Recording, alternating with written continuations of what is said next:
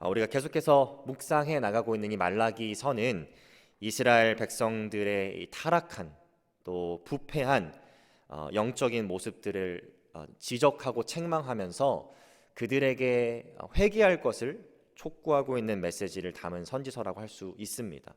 우리가 지난 며칠 동안 살펴본 1장 그리고 또 2장 초반까지의 내용은 이제 이스라엘의 영적 리더라고 할 수 있는 이 제사장들을 향한 책망을 담고 있는 부분이고요. 오늘 우리가 함께 묵상하게 될 2장 10절부터 16절까지의 말씀은 이제 리더가 아닌 이제 일반적인 general Israelite를 향한 그런 책망의 말씀이라고 할 수 있습니다.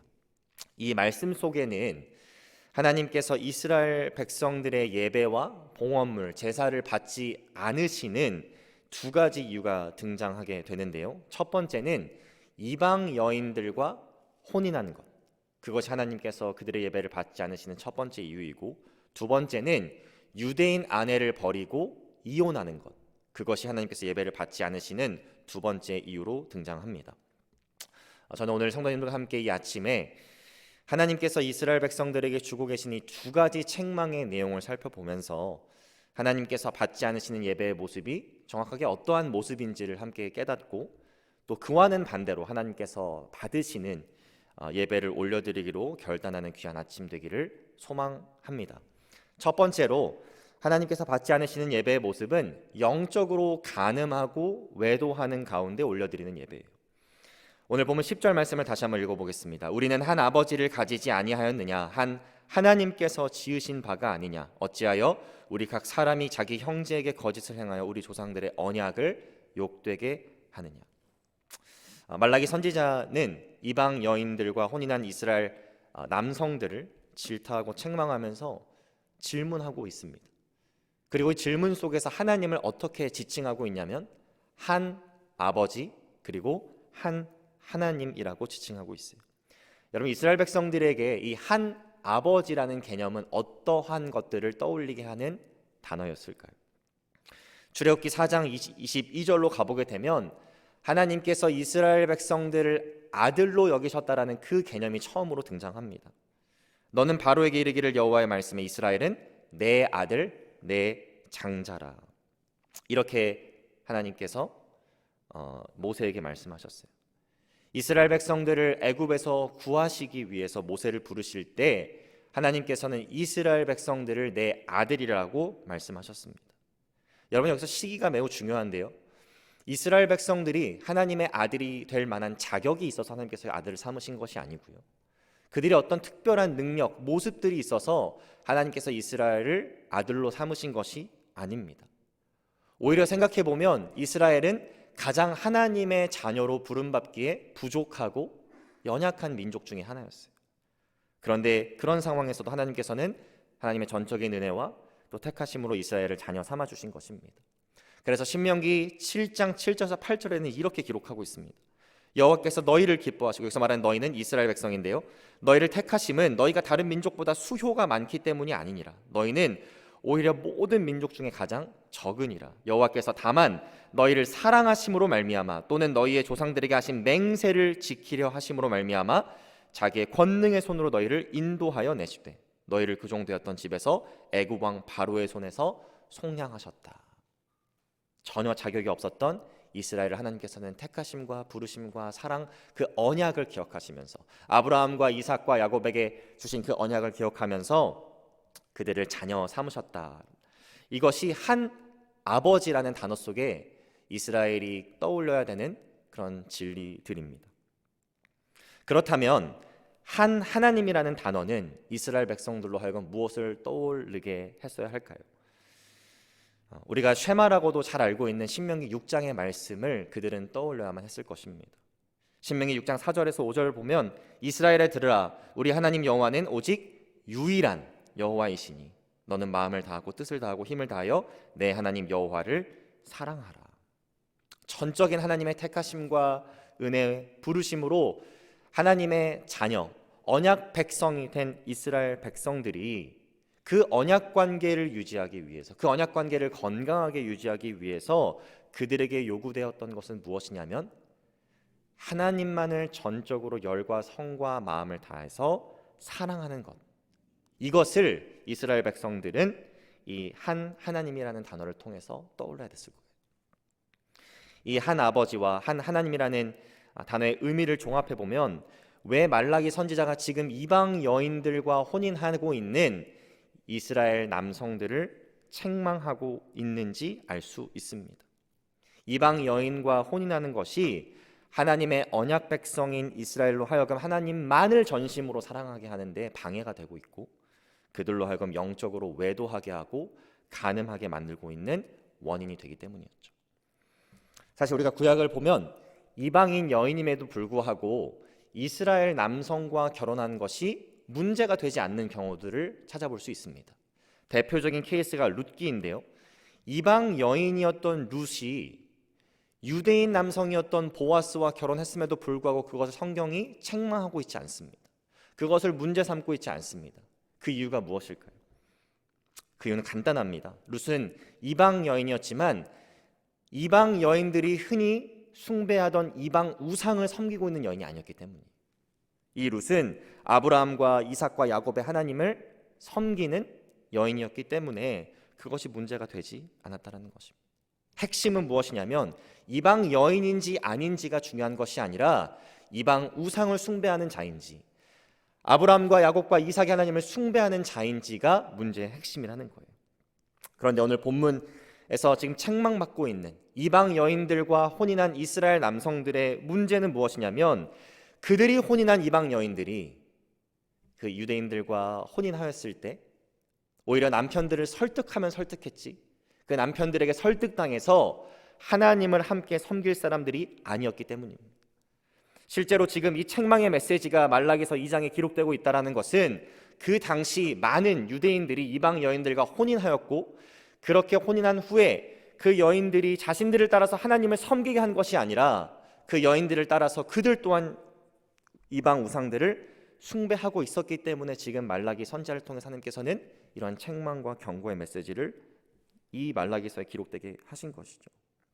그래서 본문 11절을 보시면 이렇게 이방 여인들과 혼인하였고 또 이방 우상들을 섬기게 되는 일들을 가증한 일이라고 표현하고 있고요, 여호와께서 사랑하시는 그 성결을 욕되게 한 일로 표현하고 있습니다. 또 이어지는 12절 말씀을 보게 되면 이 일의 영향, 결과를 또 기록하고 있는데, 심지어 이 유대인 남성들이 하나님 앞에 제사를 드리고 봉헌물을 가지고 온다고 할지라도 이러한 영적인 간음과 외도를 계속해서 일삼는다면 야곱의 장막 가운데서 끊어버리신다. 다시 말해서 하나님의 언약 백성으로서의 스테러스를 박탈시켜 버리시겠다. 이런 경고의 메시지를 말라기 선지자를 통해서 좀 주고 계시는 거예요. 여러분, 이 언약이라는 개념을 우리가 이해하는데 좀 도움이 될 만한 것이 무엇이 있을까요? 바로 이 결혼이 언약이라는 것을 이해하는데 가장 쉽게 이해할 수 있는 도움이 됩니다. 여러분, 결혼하셨을 때 보통 혼인 서약서라는 걸 낭독하게 되죠. 배우자 앞에서, 또 많은 증인들 앞에서, 또 하나님 앞에서 내가 이 결혼을 하게 됨으로 약속하는 것들을 나열하고 고백하는 겁니다. 저도 4년 전에 결혼했을 때 저와 아내와 기도하면서 같이 적은 그 혼인 서약서를 결혼 예배 중간에 제가 낭독하는 시간이 있었는데요, 그 앞에 내용을 다 빼고 뒤에 제가 이렇게 얘기했었습니다.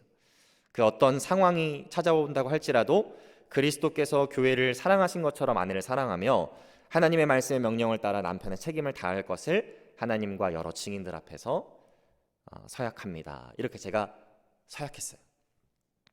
여러분, 제가 4년 전에 그렇게 언약 관계, 즉 결혼 생활을 시작했지만 아내에게 꽃도 사다 주고 이벤트도 해주고 나름 남편으로서의 역할을 한다고 하지만 제 내면으로는, 그리고 실제로 아내가 보지 않는 그 현장에서는 다른 여인에게 마음을 주고 있다든지 간음하고 있다든지 외도하고 있다든지 그런 모습들을 제가 갖고 있다면, 그리고 그것을 아내가 결국 알게 된다면 그 4년 전에 시작된 아름다운 언약 관계는 어떠한 결과를 맞이하게 될까요? 그 언약 관계가 건강하게 유지될 수 있을까?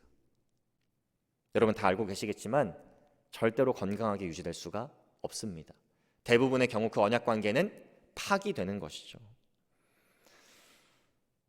언약 관계에 있는 두 주체는 서로에게 신실해야 할 의무가 있다는 것이고, 그 의무가 한쪽에서 깨져버리면 그 언약 관계가 깨져도 무방하다는 것입니다. 실제로 성경에서도 이 이혼이라는 것을 허용하는 세 가지가 있는데 그 중에 하나가 바로 adultery, 간음이라는 거 여러분 잘 알고 계실 거예요.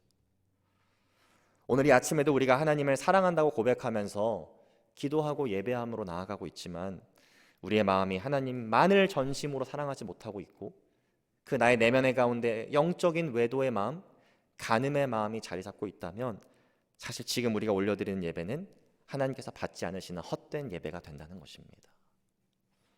오늘 이 아침에 이 말씀을 우리가 기억하면서 내 내면에 존재하고 있는, 또 내 삶 가운데 존재하고 있는 그 많은 영적인 간음과 외도의 문제들, 그 모든 것들을 다 제하여서 하나님께서 정말 기뻐 받으시는, 흠양하시는 예배를 올려드리시는 저와 여러분 되시기를 주님의 이름으로 축복합니다. 두 번째로 하나님께서 받지 않으시는 예배의 모습은 바로 위선적인 삶 가운데 드리는 예배입니다. 이어지는 13절부터 16절을 보시면 이제 하나님께서 말라기 선지자를 통해서 이 이스라엘 남성들의 이혼을 책망하고 계세요. 그리고 그 이유로 그들의 예배를 받지 않으신다, 그들의 봉헌물을 받지 않으신다라고 말씀하십니다. 여러분, 이 말씀을 방금 우리가 묵상한 10절부터 13절까지 내용과 결합해 보면 지금 이 이스라엘 남성들이 무엇을 정확하게 했는지 우리는 알 수 있게 돼요. 이 이스라엘 남성들이 이방 여인들과 혼인하기 위해서 이미 결혼하고 있었던 유대인 여인들, 자신의 아내들을 버렸다라고 우리는 이것을 이해할 수 있는 것입니다. 본문 13절에 보면 이 이스라엘 남성들의 행동이 여호와의 제단을 눈물과 울음과 탄식으로 가리게 하였다라고 기록하고 있어요. 여러분, 그래서 우리가 한 가지 질문을 해봐야 합니다. 여기서 말하는 눈물과 울음과 탄식은 누구의 눈물과 울음과 탄식일까요? 지금 이혼을 한 남성들의 눈물과 울음과 탄식일까요? 아니면 이혼을 당한 여인들의 눈물과 울음과 탄식일까요? 만약 지금 이 남성들, 이방 여인들에게 가기 위해서 하나님께 서약했던, 언약 관계에 들어갔던 그 유대인 여인들, 아내들을 버린 이 남자들의 눈물과 울음과 탄식이라면 이것은 가장 위선되고 거짓된 눈물인 겁니다. 그들은 하나님 앞에 제사를 드리고 봉헌물을 가지고 오지만 그들의 삶의 내면으로 들어가 보게 되면 하나님 앞에 서약했던, 평생 동안 책임지겠다고 약속했던 자신들의 아내를 다 버리며 간음하고 외도하고 우상 숭배하는 모습들을 보였기 때문에 이들의 눈물과 울음은, 탄식은 가장 위선적인, 하나님께서 보시기에 선하지 않은 것들이라고 할 수 있는 것이죠. 여러분, 이것이 만약에 유대인 아내, 지금 버림당한, 이혼당한 아내들의 눈물과 울음, 탄식이라면 무슨 뜻이 될까요? 하나님의 언약을 버리고 자신들을 버린 남편들을 향한 분노, 억울함, 그 고통으로 인한 눈물, 울음, 탄식인 것입니다. 여러분, 둘 중에 어떠한 해석이든지 변하지 않는 것은 한 가지입니다. 지금 이 이스라엘 남성들, 이방 여인들과 혼인하기 위해서, 또 이방 우상들을 숭배하기 위해서 하나님 앞에 언약으로 서약하고 약속한, 평생 동안 책임지고 사랑하겠다라고 그렇게 약속한 여인들을 버린 그들의 위선, 그들의 거짓, 그리고 그들의 죄악은 변하지 않는다라는 거예요. 하나님께서 이러한 자들의 예배를 받으실 리가 없는 것입니다. 캐나다에 한 웹사이트가 있는데요, 이것은 혼인한 사람들끼리의 불륜과 외도를 조장하는 웹사이트입니다. 그래서 마치 데이팅 웹사이트처럼 혼인한 사람들만을 받고 또 그 사람들끼리 만남을 이어갈 수 있도록 매개체 역할을 하는 웹사이트. 이 웹사이트에 가입된 사람들 6만 3천 명을 대상으로 당신의 religious affiliation, 당신의 종교가 무엇입니까? 라는 질문을 해보았다고 합니다. 그런데 그 질문의 73%가 나는 크리스천이다 라고 대답했다고 해요. 여러분, 이들 중에, 이 6만 3천 명 중에 분명히 매주 예배의 자리에서, 섬김의 자리에서 그 누구보다도 신실하다고 평가받는 사람들이 있을 겁니다. 사람들에게 흔히 말하는 선한 영향을 끼치는 그리스도인으로 살아가는 것처럼 보이는 사람들이 있을 거예요. 겉으로 보기에는 존경할 만한, 본받을 만한 그런 그리스도인의 모습으로 평가받는 사람들이 분명히 6만 3천 명 중에 있을 것입니다. 그런데 인간의 시야에서는 그렇게 속일 수 있고 그렇게 볼 수 있지만 하나님의 시야에서는 어떻게 보일까요? 그들이 매주 예배의 자리, 기도의 자리, 말씀의 자리 있다고 할지라도 그들 4명 가운데 이런 외도, 이혼을 또 뛰어넘어서 외도, 간음을 뛰어넘어서 이혼, 하나님의 언약을 가볍게 여기고 하나님께 약속한 것들을 쉽게 여겨버리는, 그래서 이혼의 자리까지 나아간다면 그것은 하나님을 배신한 것이 됩니다. 오늘 보면 14절에 보면 되게 중요한 내용이 하나 등장합니다. 너희는 이르기를 어찌 됨이니까 하는도다. 이는 너와 내가 어려서 맞이한 아내 사이에 여호와께서 증인이 되신다라고 말라기가 이야기하고 있어요. 우리가 결혼할 때, 배우자와 혼인할 때 배우자에게도 약속하지만, 많은 사람들 앞에서, 증인들 앞에서 약속하지만 결국 하나님 앞에서 내가 이 언약 관계를 지켜나가겠습니다, 약속한다라는 거예요. 그래서 그것이 무너졌을 때, 파괴되었을 때 사람에게도 배신한 것이지만 더 궁극적으로는 하나님 앞에 우리가 배신한 것이 된다는 것입니다. 이렇게 언약을 쉽게 여기고 가볍게 여기고 하나님과 약속을 파기하고 하나님을 배신한 결과는 참담합니다. 오늘 보면 13절에 보면 하나님께서 그들의 예배를 받지 않으시겠대요. 그리고 13절에 보면 그들의 봉헌물을 받지 않으시겠다고 합니다. 그리고 15절에 보면 경건한 자손을 얻고자 하기 위해서 이 유대인과 유대인끼리의 결혼을 권장하셨는데 그것이 이방 여인들과 혼인함으로 파기되었기 때문에 경건한 자손을 얻지 못하게 된다는 거예요. 무슨 말이냐면 믿음의 유산을 물려받을 수 있는 다음 세대가 사라지게 된다는 것입니다.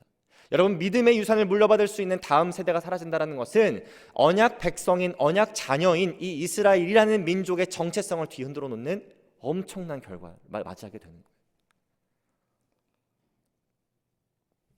외도로 나아갔을 때, 간음했을 때, 위선적인 삶의 모습으로 나아갔을 때 하나님께서는 이스라엘의 그 어떤 봉헌과 예배를 받지 않으신다는 겁니다. 그렇다면 본문에서 제시하고 있는 하나님께서 받으실 만한 예배의 모습은 어떠한 모습일까요? 어떠한 솔루션을 지금 말씀은 우리에게 제공하고 있을까요? 오늘 보면 16절의 말씀입니다. 이스라엘의 하나님 여호와가 이르노니 나는 이혼하는 것과 옷으로 학대를 가리는 자를 미워하노라. 만군의 여호와의 말이니라. 그러므로 너희 심령을 삼가 지켜 거짓을 행하지 말지니라. 너희 심령을 삼가 지켜 거짓을 행하지 말지니라. 우리가 앞서 살펴본 내용들로 지금 이것들을 리워딩 해보자면 이렇게 할 수 있을 것 같아요. 하나님만을 전심으로 사랑하는 가운데 그 어떠한 영적인 외도와 간음의 모습들을 다 제해버리고 하나님 앞에 존재하는 모든 위선적인 모습들을 제하고 그 하나님만을 예배하는 것, 이것이 우리의 심령을 삼가 지켜 거짓을 행하지 않는 참된 예배를 올려드리는 모습인 것입니다. 우리 사랑하는 모든 하늘교회 성도님들께서 이 말씀을 오늘 묵상하시는 가운데 우리 가운데 존재하는 모든 영적인 간음의 문제, 외도의 문제를 다 제거하실 수 있기를 주님 이름으로 축복합니다. 우리 가운데 존재하는 하나님 앞에 자꾸 숨기려고 하는 위선적인 죄의 문제들 또한 다 제거하셔서 하나님께서 기뻐하시는 그 언약 관계를 유지하시고 하나님께서 기뻐하시는 예배를 올려드리시기를 주님 이름으로 축복합니다. 기도하겠습니다. 사랑의 하나님, 감사합니다. 우리가 아무리 아름다운 제물로, 봉헌물로 하나님께 나아간다고 할지라도 우리 가운데 영적인 간음과 외도의 문제가 자리 잡고 있고 위선적인 삶의 모습들이 있다면 하나님께서 그 봉헌과 그 제물을 받지 않으신다라는 말씀을 오늘 본문을 통하여서 깨닫게 하시니 감사합니다. 하나님, 전심으로 하나님만을 열과 성과 마음을 다해서 사랑할 수 있는 믿음 허락하여 주시고 우리 가운데 존재하는 모든 영적인 간음과 외도, 위선의 문제들을 제할 수 있는 용기와 지혜 또한 허락하여 주셔서 우리가 올려드리는 예배가 하나님께서 받으실 만한 참된 예배가 되게 하여 주옵소서. 감사드리며 예수 그리스도 이름으로 기도합니다.